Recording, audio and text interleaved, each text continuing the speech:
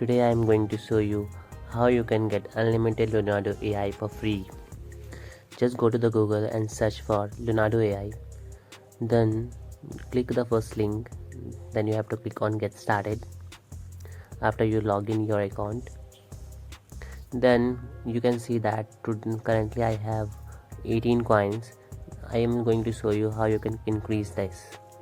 First, you can see my email ID, and below that there is a username. You have to copy this username and go to the account management, then click on delete account, paste that username that we have just copied, then wait and delete my account.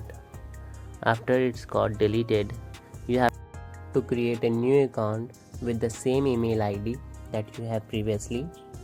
So I'm going to select my mail ID, then wait for few seconds.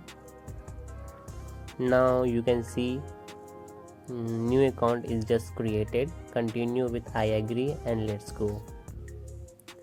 So you can see now my coin is 150. So by this process you can generate so many coin as you want. So you don't have to wait for 24 hours to renew your coin. So hope you like this video. If you like this video, don't forget to subscribe, and we will meet next time with new videos and new tricks with AI app. Thank you.